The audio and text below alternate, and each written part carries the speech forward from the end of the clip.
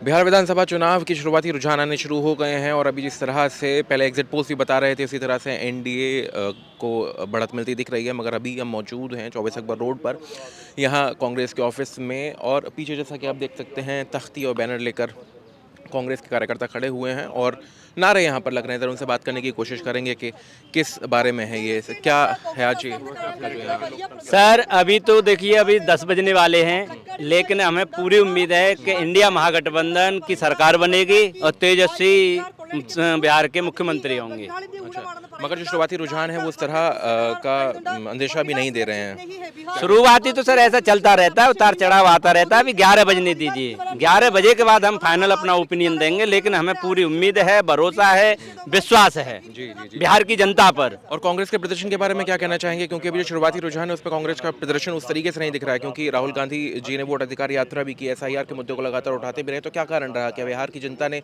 उस मुद्दे पर ध्यान नहीं दिया या क्या रहा? सर वहाँ पे वोट चोरी तो हुई है, 60 लाख मतदाता पहले ही आउट किए गए थे। आपने देखा जिस दिन during election in second phase I have seen many channels, तो उस पर हमने देखा न्यूज 24 को, न्यूज 24 पे मैंने ऐसे कई पुरुष ऐसे देखे जो कि वहाँ पे वोट डालने गए, लेकिन वोटर लिस्ट में उनका नाम ही नहीं है, जबकि वहाँ के वहीं का बर्थ है, सारे सर्टिफिकेट हैं, सारे एविडेंस हैं, लेकिन उनको वोट नहीं डालने दिया। अच्छा, तो आप जो ये बात कर रहे हैं कि अगर शाम होते होते तक रुझान आपके फेवर में आते हैं और आरजेडी और जिस तरह से आप कह रहे हैं महागठबंधन की सरकार बनती है, तो क्या आपको लगता है कि तब ये सारी व्यवस्था, ये सारी प्रक्रिया सही हो जाएगी? जो चुनाव आयोग है उसका सारा कार्यप्रणाली जो है वो सब सही हो जाएगा? वो सत्य की जीत होगी सर, क्योंकि सत्य कभी जुटलाया नहीं जा सकता है। अच्छा, मतलब अगर महागठबंधन की जीत होती है तो सत्य की जीत होगी, और अगर एनडीए की जीत होती है तो वो झूठ की जीत है सर, झूठ की, प्रोपेगेंडा की, फ्रॉडगिरी की। ये सब फ्रॉड है बीजेपी वाले, आज से नहीं सर, 2014 से फ्रॉडगिरी कर रहे हैं देश में। जी, तो आप देख सकते हैं किस तरह से हाईजैक कर चुके हैं। जी, तो आप देख रहे हैं किस तरह से यहाँ बड़ा अलग किस्म का एक दृश्य देखने को मिल रहा है। जो चुनाव को लेकर जो बहुत लंबे समय से राहुल गांधी लगातार, जैसे कि बिहार चुनाव के दौरान उन्होंने वोट अधिकार यात्रा भी निकाली और उसके बाद भी कई बार एसआईआर के मुद्दे पर वोट चोरी का उन्होंने पूरा नैरेटिव गढ़ने की कोशिश की, मगर अभी जो शुरुआती रुझान है वो कुछ अलग दिशा में जाते हुए दिख रहे हैं। जैसा भी जो भी यहाँ की बढ़त होगी हम आप तक पहुँचाते रहेंगे। हमारे साथ कांग्रेस के प्रवक्ता आलोक शर्मा जी हैं और शुरुआती रुझानों पर थोड़ा सा उनसे बात करेंगे। सर, जो शुरुआती रुझान अभी आ रहे हैं उसके बारे में क्या कहेंगे? देखिए, जहाँ 25 से 30 राउंड की काउंटिंग होनी है, अभी 2 से 3 राउंड की काउंटिंग हुई है। अभी कहीं पर 200 वोट का डिफरेंस है, कहीं 400 वोट का डिफरेंस है, 3 से 4 लाख वोट की कंस्टिट्यूंसी है। तो अभी शुरुआती रुझान है, इस पर बहुत ज़्यादा हमें अभी सोचना नहीं चाहिए। महागठबंधन की सरकार बनेगी, बीजेपी सत्ता से बाहर होगी। सर, जो डिफरेंस अभी दिख रहा है, जिस तरह से सीट्स अभी आ रही हैं शुरुआती रुझान का, क्या आपको लगता है कि उससे मैचअप हो पाएगा आने वाले जो 2 चरण? से 3 राउंड की काउंटिंग हुई है, अभी 20 से 30 राउंड की काउंटिंग बची हुई है, क्यों नहीं मैचअप होगा? होगा। तो 2015 का जो था दृश्य, क्या आपको लगता है कि दोबारा दोहराया जाएगा, जिसमें अंत तक आते आते सब बदल गया था दृश्य? 2015 में 12-1 बजे के बाद सब बदल गया था। अभी अब 12-1 बजे के बाद देखिएगा, सब बदला मिलेगा। तो सुन रहे थे आप आलोक शर्मा जी को, कांग्रेस के प्रवक्ता हैं, जो कि कह रहे हैं कि अभी 2 से 3 जो शुरुआती राउंड है उनकी काउंटिंग हुई है। आने वाले समय में जैसे जैसे और राउंड्स की काउंटिंग होती जाएगी वैसे वैसे तस्वीर बदल सकती है। देखना होगा कि किस तरफ किस करवट ऊट बैठेगा, क्या सारी चीज़ें होंगी। बने रहिए आप हमारे साथ। तो अभी शुरुआती रुझान है, थोड़ा इंतज़ार कर रहे हैं। शुरुआती रुझानों में ज़रूर लग रहा है कि ज्ञानेश कुमार गुप्ता भारी पड़ रहे हैं बिहार की जनता पर, लेकिन आने वाले कुछ घंटों में स्पष्ट होगा कि बिहार के लोग भारी पड़ेंगे ज्ञानेश कुमार गुप्ता पर या ज्ञानेश कुमार गुप्ता ही भारी पड़ेंगे। देखते हैं, इंतज़ार कर रहे हैं। सर, कहाँ कमी लगता है रह गई है? अब इसके बाद क्या बचता है? जब मैंने ये एक लाइन बोली तो मैं बिहार की जनता को तो कम नहीं आंक सकता। उन्होंने पूरा हिम्मत दिखाई है, एसआईआर के बावजूद दिखाई है, वोट चोरी के बावजूद दिखाई है। अब आने वाले घंटों में देखते हैं कि ज्ञानेश कुमार गुप्ता कितने इफेक्टिव हैं। So BJP is saying that this is just an excuse which the Congress party is making, and I'm not RJD even is talking about any party right now. The contest is directly between the Election Commission of India and the people of Bihar, and let's see who wins. Sir, in fact, they are also blaming the Congress party, stating that As I said, I'm not even RJD talking is about not parties. I'm talking about a direct, straight contest between Gyanesh Kumar Gupta and the people of Bihar. Kheda जी, आप कैसे देखते हैं इन रुझानों को? क्या आप मानते हैं कि So indirectly you're saying SIR. Well, I'm saying it directly. Indirectly you're saying Well, I'm saying it SIR. directly. Okay. There was a book we all read as children, To Serve with Love. तो this is a book written by Gyanesh Gupta for mister Modi. Sir Hindi में जानेंगे कि ये जो रुझान है, आपको लगता है कि ये अब महागठबंधन पिछड़ गया है, हार मानते हैं आप? नहीं, अभी शुरुआती रुझान है और शुरुआती रुझानों में जैसा कि मैंने कहा कि ऐसा लग रहा है कि ज्ञानेश कुमार गुप्ता बिहार की जनता पर भारी पड़ रहे हैं, लेकिन इंतज़ार करते हैं। आप चुनावी मिलीभगत के आरोप लगा रहे हैं। मैं सीधा सीधा बोल रहा हूँ, मैं कोई लाग लपेट के साथ नहीं बोल रहा, मैं सीधा सीधा बोल रहा हूँ कि शुरुआती रुझान पिछले 2-2.5 घंटे के रुझानों में ऐसा अभी देखने को प्रतीत हो रहा है कि ज्ञानेश कुमार गुप्ता बिहार की जनता पर भारी पड़ रहे हैं। हो सकता है बिहार की जनता जीते। Sir, before the elections, HM had claimed that they are going to get 160 to 180 seats. They are nearing to So, that I mean, count only. that proves what I just said. That only endorses what I just said. Sir अब आगे क्या करेंगे, आगे की रणनीति क्या होगी, क्योंकि ज्ञानेश कुमार पे डायरेक्ट जो है वो आपने आरोप लगाया है। मैं आरोप नहीं लगा रहा, मैं तो ये देख रहा हूँ कि वो कितने इफेक्टिव हैं।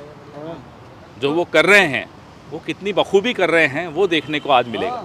तो सर आगे अब क्या आगे की रणनीति क्या? आगे की रणनीति आगे चर्चा करेंगे, आज फिलहाल नतीजों पर ही फोकस करते हैं। Sir, आगे की रणनीति बाद में बात करेंगे, आज सिर्फ नतीजों पे बात करेंगे। sir, you were raising the issue of vote chori and SIR in particular. Do you believe that it hasn't impacted that much on the ground, and that is the only reason Well, why this how number do has you come? how do you assume this that we believe? As I said, the initial trends in itself show that Gyanesh Kumar Gupta appears to be succeeding against the people of Bihar. अच्छा sir, चुनाव में इतनी मेहनत की, कार्यकर्ता आपका जो है वो बूथ पे लड़ा, उस कार्यकर्ता को कोई मैसेज?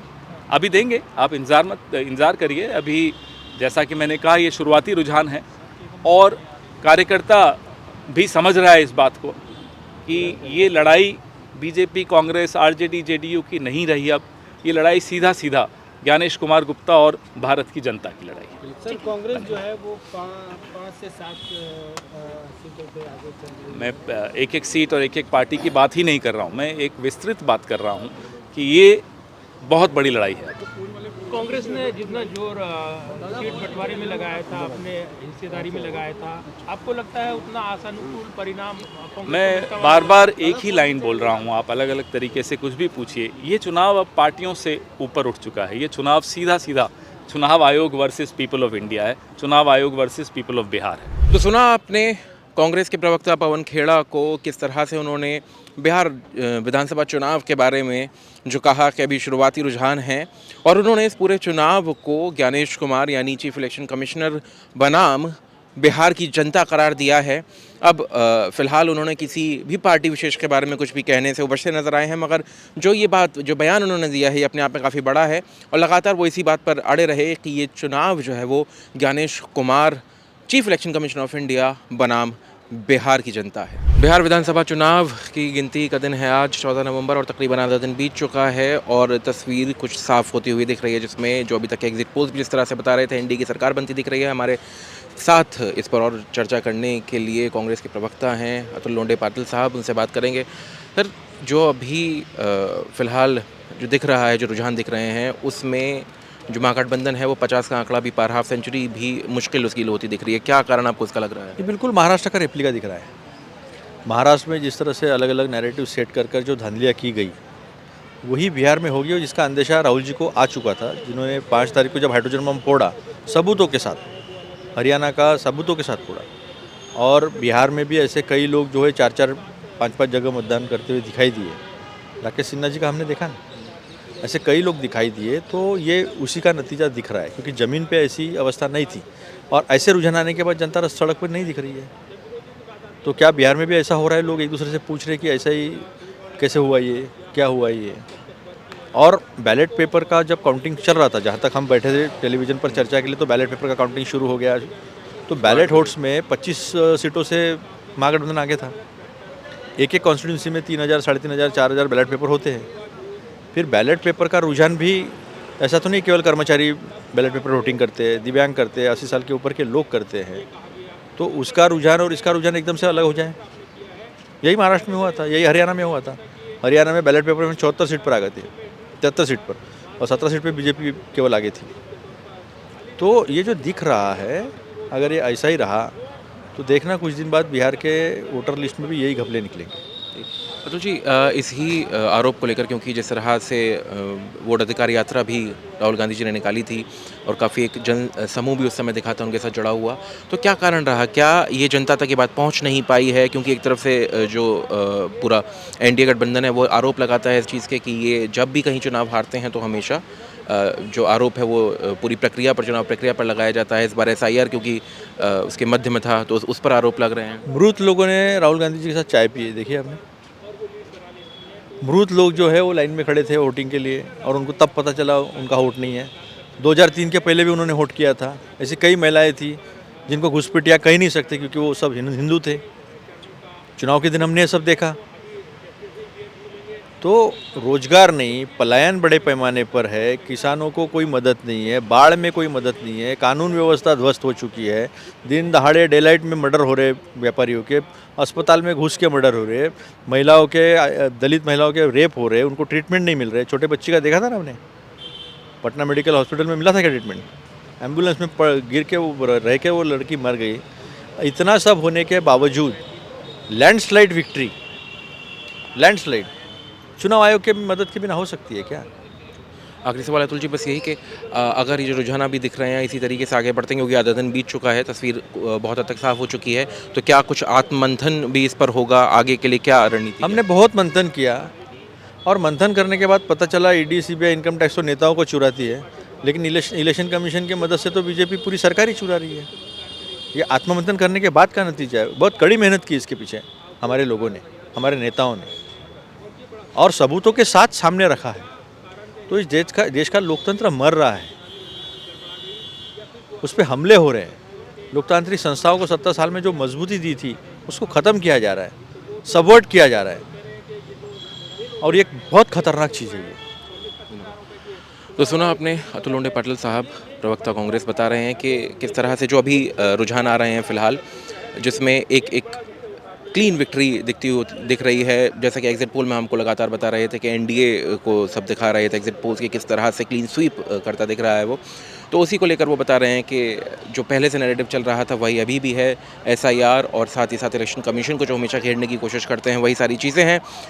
अमूमन 12 बजे तक तस्वीर साफ़ हो जाती है, मगर क्योंकि बात बिहार की है तो 2015 में हम देख चुके हैं किस तरह से अंत तक आते आते तस्वीर बदल गई थी। तो अभी भी थोड़ा सा इंतजार करने की ज़रूरत है। थोड़े बहुत समय में क्या सरकार किसकी होने वाली है, क्या होने वाला है बिहार में, ये सब आपके सामने होगा। कोशिश करेंगे हम उस पर भी कांग्रेस के किसी प्रवक्ता से उनका रुख या फिर उनका बयान आप तक पहुंचाएं। बिहार विधानसभा चुनाव की तस्वीर लगभग साफ हो चुकी है, जिसमें एनडीए ने क्लीन स्वीप करा है। साफ साफ जो आंकड़े हैं, अभी जो रुझान है वो बता रहे हैं कि किस तरह से तकरीबन 200 के आसपास चल रही है। खैर शाम होते होते तस्वीर पूरी तरह साफ होगी कि किसके हिस्से कितनी सीट आई, मगर वहीं अगर बात करें हम महागठबंधन की तो अभी हाफ सेंचुरी भी मुश्किल होती दिख रही है। और वहीं अगर कांग्रेस की खासकर हम बात करें तो दहाई का आंकड़ा भी नहीं छू पा रही है कांग्रेस। तो क्या कारण है इसके पीछे, ये हमने जानने की कोशिश करी जो प्रवक्ता हैं उनसे, जिन्होंने इस पूरी चीज़ को जोड़ा एसआईआर से और इलेक्शन कमीशन से, इलेक्शन कमिश्नर से।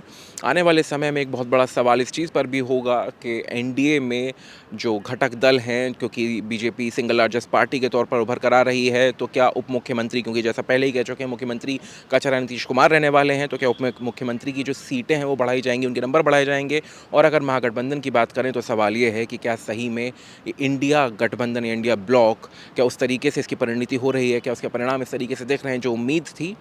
कैमरे के पीछे है मेरे सहयोगी रति, मैं हर्षवर्धन सिंह, दी एच के लिए, नई दिल्ली।